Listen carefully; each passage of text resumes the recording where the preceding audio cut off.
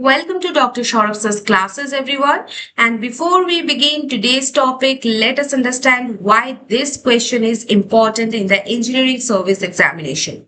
The ESE is conducted by UPSC for recruiting the engineers into the prestigious organizations like Indian Railways, CPWD, BRO, MES, Central Water Commission, and NHAI. And in the structural engineering, the examiner often asks the small theory question carrying 8 to 12 marks. And these questions are not difficult, but they require the clear concepts, neat diagrams, and systematic presentation. And today's question is one such concept-based question. What are the different types of failure of blackboards? Now, I know students often memorize the names, but today we will understand why each failure occurs. Okay. Now, first thing is like, what is blackboard?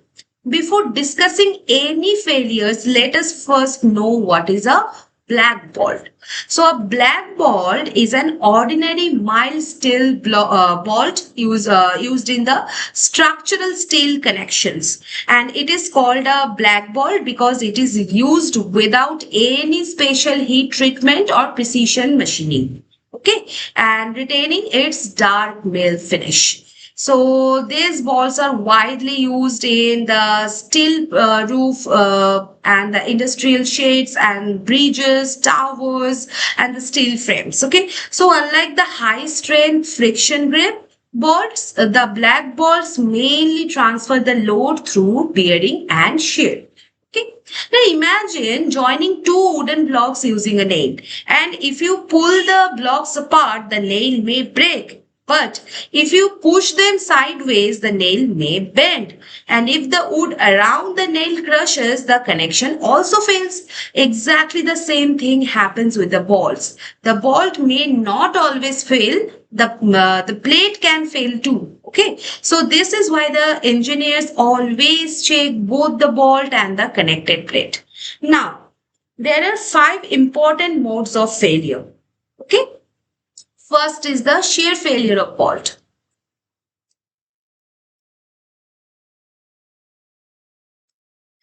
And this is the most common failure. When the connected plates try to slide relative to each other, the bolt resists this movement. And if the shear force exceeds the bolt's shear strength, the bolt is cut into 2 parts. So this is called the shear failure. Okay.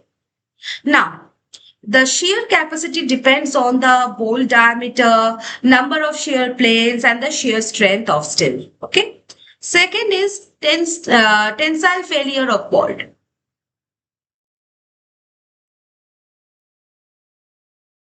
Sometimes the external force acts along the bolt axis, and instead of being cut, the bolt is stretched basically. Okay. And if the tensile stress exceeds the allowable tensile strength, the bolt breaks. So this is called the tensile failure. Okay. Examples like hanger connections, suspended structures, and the anchor bolts. Okay. Now, third is bearing failure.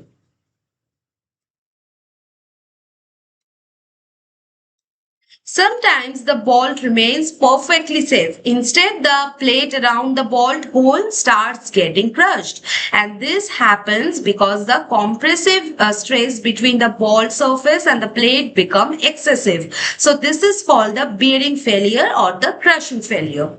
Okay. Now notice something interesting. The bolt survives, the plate fails, and therefore while designing the bolted joints, we always check the bolt strength and the plate strength as well. Okay. Number 4, this is tearing of plate at edge.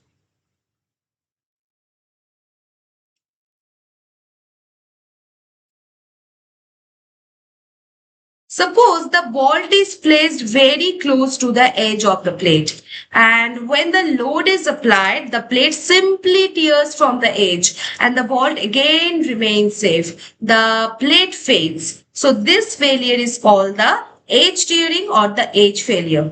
Okay, so always provide sufficient edge distance as specified in the design codes. Fifth is block shear failure. Look, this is one of the most important failure modes in the steel design. Here, a block of plate comes out due to the combined action of the shear and tension instead of one crack.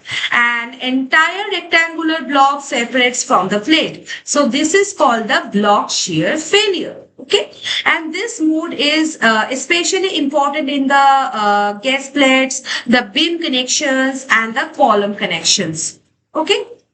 Now, here is one important principle. Whenever a steel connection is designed, the designer checks the shear capacity, the tension capacity, bearing capacity, edge distance, pitch distance, block shear, and if even one of these checks is ignored, the connection may fail. Okay. So if I talk about the shear failure, the cause is like the high transverse force. If I talk about the tensile failure, the cause is axial pull. For the bearing failure, the cause is excessive bearing pressure. And for edge tearing, the cause is small edge distance. And for the block shear failure, the cause is like the combined tension and shear. Okay. So basically, black bolts are ordinary bearing type bolts widely used in the structural steel connections, and their safety depends only on the strength of the bolt but also on the strength of the connected plates. And the major failure modes are shear failure, tensile failure, bearing failure, edge tearing, and the block shear failure. So understanding these mechanisms helps the engineers design safe, durable, and economical steel structures.